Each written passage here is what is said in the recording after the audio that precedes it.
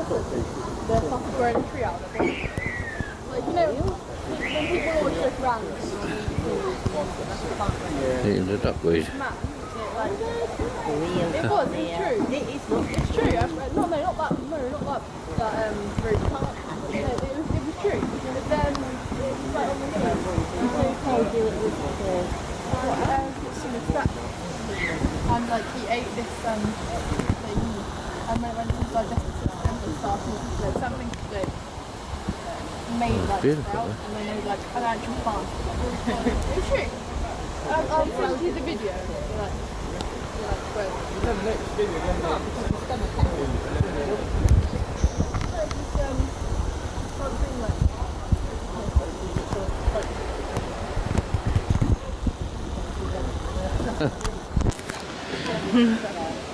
Hiya. Yeah. Cheers. Yeah.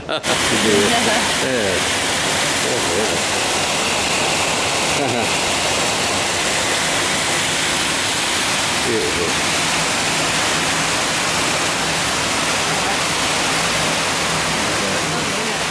Beautiful, I think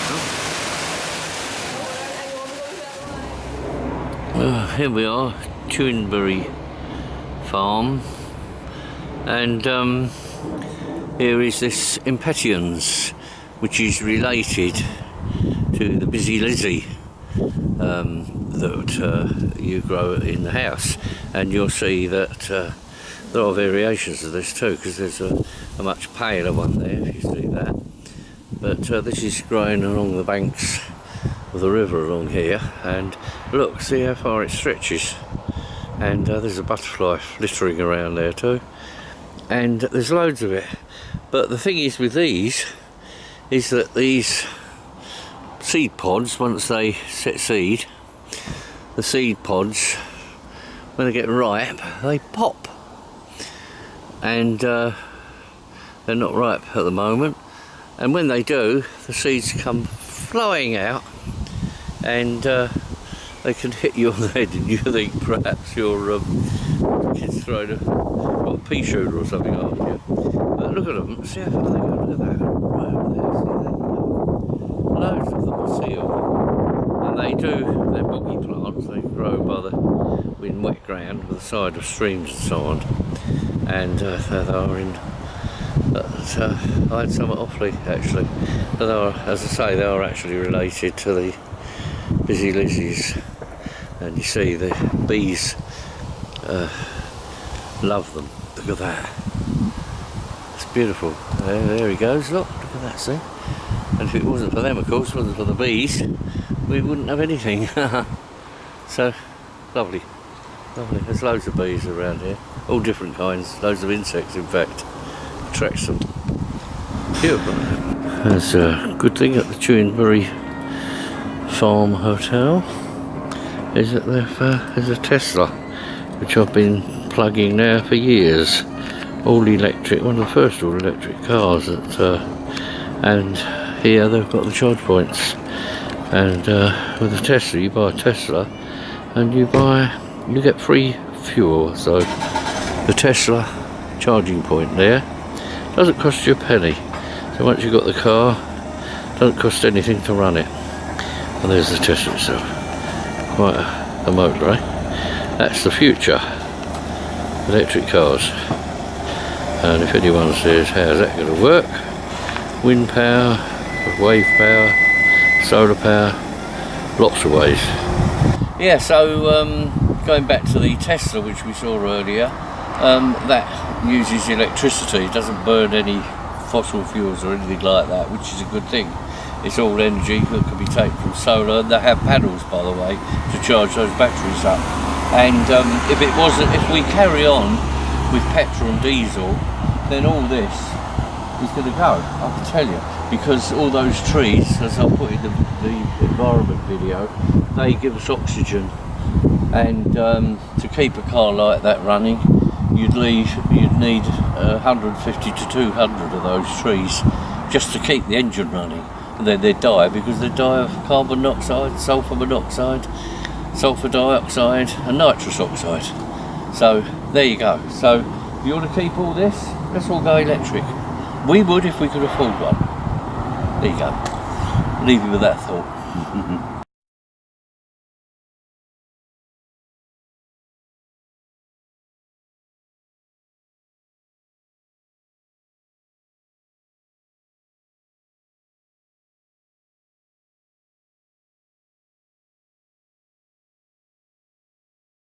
I was just reading my book, This Garden Earth, that goes with Vandals in the Garden. The reason I wrote these, it wasn't to make money, but to get my ideas across about the environment to the public. So, with that in mind, if you would like copies of these, all you've got to do is send me a cheque for £10, you can have both of them. If you want to make that £15, you can have this, which is a bigger book, the first part of my biography, and for £15 I'll send the 3 of them. So if you send your order in to me at widgerypoo@yahoo.co.uk, they could all be yours. Thank you very much. So what is the oxygen balance, or to put it more concisely, the exchange of gases, balance of gases, whichever way you want to put it? Well, basically, it boils down in simple terms to the fact that plants give out oxygen, they take in carbon dioxide, whereas humans and animals breathe in oxygen and they exhale carbon dioxide. So people and animals actually keep the trees and plants alive, and they in turn keep us alive by supplying us with oxygen. Now that's a basic thing you've probably learned at school, but put it in more graphic terms.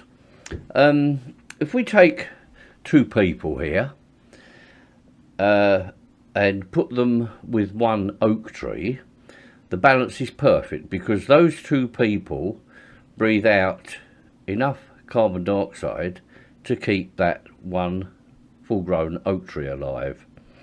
The oak tree then breathes out oxygen, which keeps the 2 people alive. So in actual fact, forget the Earth's atmosphere. If you put a tree and 2 human beings under a glass dome, so that it was sealed from the Earth's atmosphere, in effect they would keep each other alive.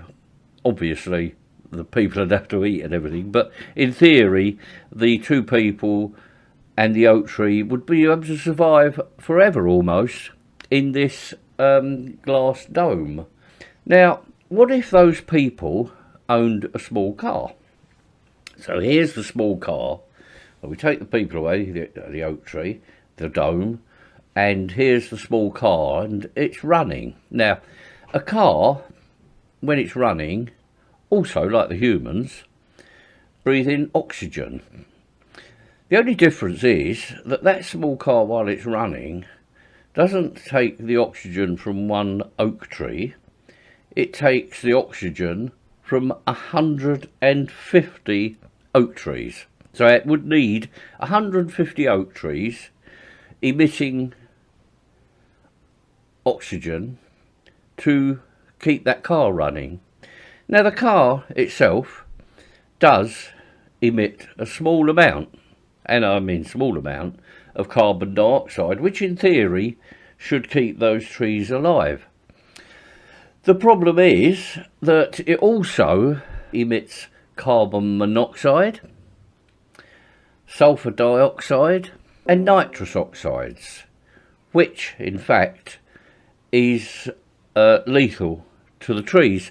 So if you put that one small car, well, here it is, and there's the 150 oak trees, if you put a glass dome over them, within a while the trees would all die.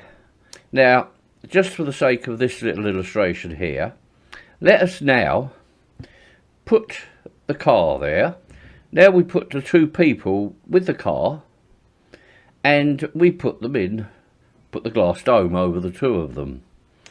Well, within 10 minutes those two people, sadly, would be dead. Because not only the carbon monoxide, which would kill them, but on top of that, sulfur dioxide coming from that car would also burn into their lungs because it's sulfur, and nitrous oxides also burn into the lungs. So to recap, here's what was he's going to show you as we come along. Already, what was he? Right, here we go. Now, the oxygen is breathed by humans and animals. Okay? Carbon dioxide breathed by plants. Carbon monoxide is lethal to both. Sulfur dioxide is lethal to both. Nitrous oxide is lethal to both. So the trees and the humans would all die if they were all put in that glass dome. Thank you, what was he? But the thing is that if that people might say, and I've heard people say it actually, yeah, but you've got all these things, all this pollution going on in the earth. But if you were in a small enclosed place, like as I've just said, in that glass dome or garage or something like that, of course they're going to get poisoned. But this is the open air. Here we are, right? Well, let's take a look at the Earth. There it is, the Earth out in space there. And you see that little thin blue line. No, it's not the police, no. The thin blue line around the planet is our atmosphere. Okay, now, you might say, yeah, well, that oxygen's just going to blow around. So we produce some, say, here in perhaps London, if you like, or New York, or Paris, wherever you happen to live. And that will then drift around, and people say, well, it'll dissipate. No, it won't, actually. And I'll tell you why. Because the Earth is like that giant glass dome.